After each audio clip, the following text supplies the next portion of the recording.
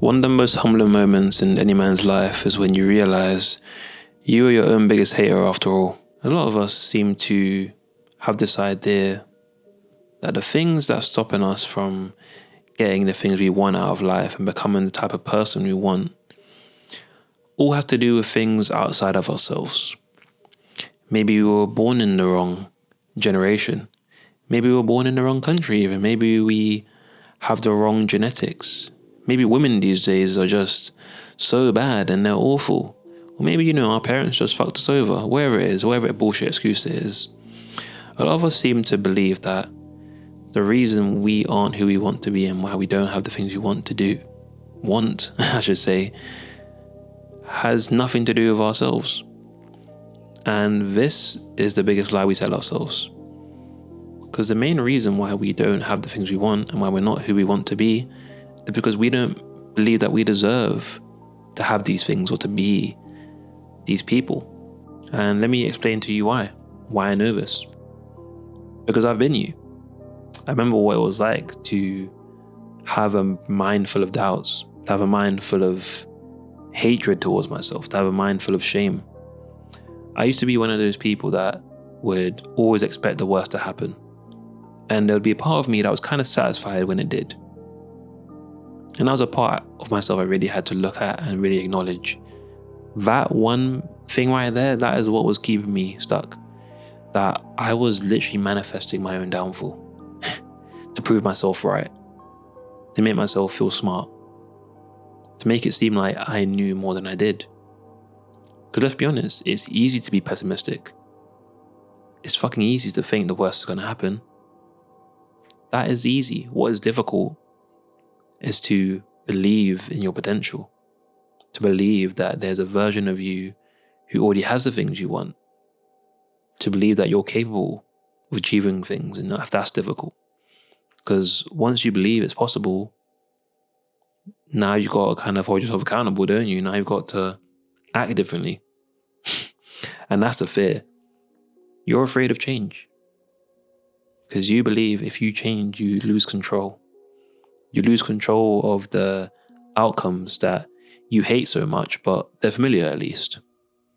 You hate having to get up and go to this bullshit job, but, trying to learn a new skill, trying to go into a new, sort of sector, that's scary. So I'll just keep doing this job that I hate. Or, it's uncomfortable and fucked up that I feel lonely all the time. But at least I know what it feels like to be lonely. Because God forbid I go out there and try and make friends and get rejected. Ooh, that'd be too much. I can't handle that. Sound familiar? Yeah, because this is what our brain sounds like when we don't believe in ourselves, when we are our own biggest critic. And I'm not going to say this is your fault completely. I'm well aware that a lot of the time this inner critic comes from our parents. It comes from our situation. Like I said at the start, it comes from our experiences. Maybe you are the type of person that grew up in a household where your parents never spoke love and positivity into you. Maybe they were constantly criticizing you, telling you that you weren't capable of doing this or that. And you allowed that to, well, you didn't allow it, it just kind of happened. That ended up being your reality. You failed over and over again. And you had to watch as your parents looked at you in shame. Yeah, that hurt, didn't it? And it's that pain, that feeling right there that you just felt in your chest that you're trying to avoid. You're trying to avoid feeling like that kid again.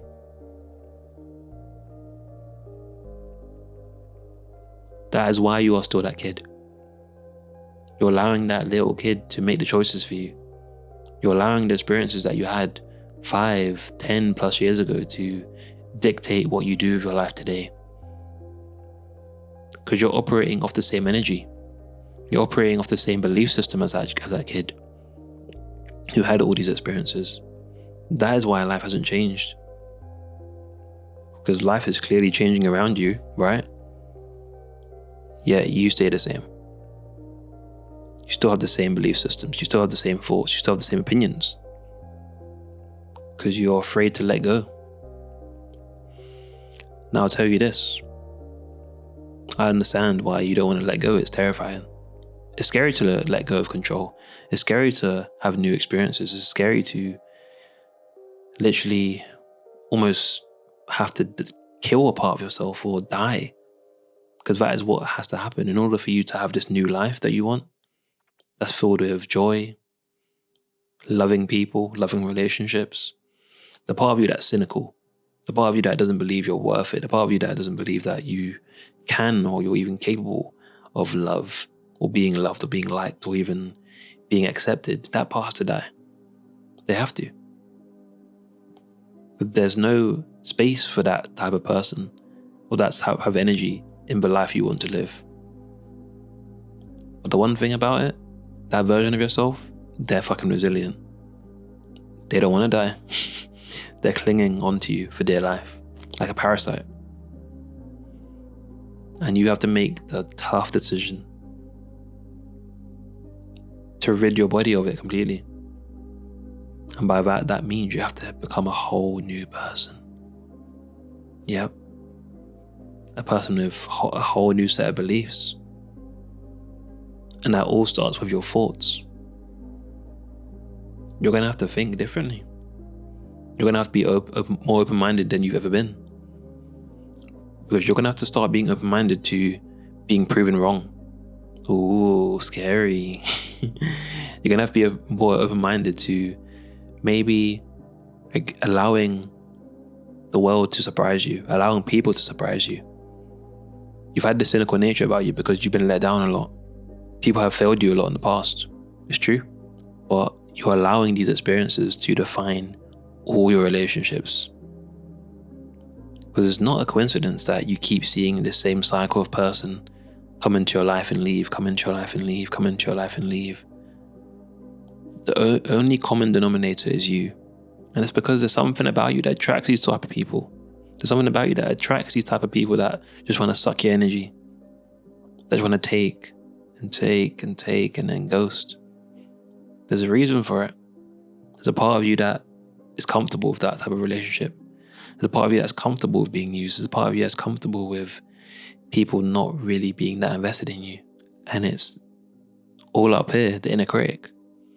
The inner critic, it allows you to be used. It allows you to be mistreated because it's familiar with it. It's like, oh, I know this feeling. Yes. It takes me back to the good old days. And you're going to have to accept that if I want to be a new person, I'm going to have to let go of all this shit. I'm going to have to let go of this comfort that I cling to. Maybe it's the only comfort I have in the whole day because I'm full of dread every single day. And the only comfort I have is my inner critic because at least I know what he's going to say. He's going to say, hey, by the way, shitty day you just had, you deserve it because you're a piece of shit, remember? Oh, man. I'm really laughing because this really does remind me of the type of thoughts I used to have, the type of person I used to be. And the fact that I'm able to laugh at these type of thoughts and these type of things now just is a real testament to the fact that this work does work. The work I'm speaking of is the inner work. The work of facing your demons, the work of really tackling your issues. Not just going to the gym, getting muscly and getting girls, making money. Like, that's all cool. All those things are all cool, yeah. They're not going to do what you think they're going to do. They're not going to unravel all the knots you have in your brain. They're not going to finally allow this inner critic you have to get off your back. It's not the answer. The answer is to retrain this inner critic. And you do that by calling it out. When you have that voice that is trying to downplay you, that's trying to minimize you, call it out. Say, shut the fuck up. I don't agree with you. You're wrong. I know who I am. Tell yourself who you are. If your inner critic's telling you you're small, you don't matter, say, shut the fuck up. I do matter. I know my worth. I love myself. I'm a good person. I'm doing great. And it's going to feel uncomfortable because it's going to feel like you're lying. Ooh. And for a while, it will feel like you're lying to yourself because your words won't really match your actions, because you'll still probably be dipping into your self-harming activities.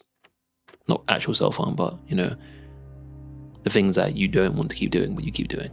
Those things. Yeah. You'll still be doing those for a while, and that's okay.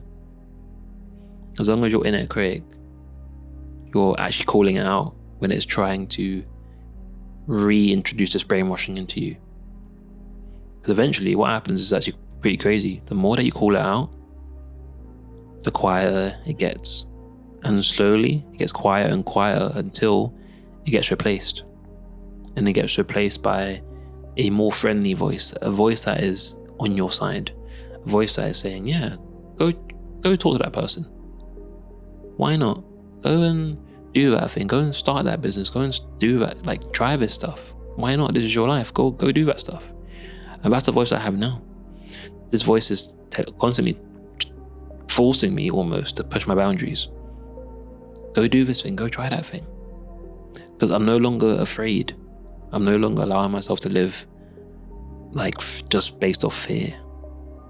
Because I've understood that if my inner voice, if it's not here to help me become who I want to be and help me do the things I want to do, then it's just here to control me.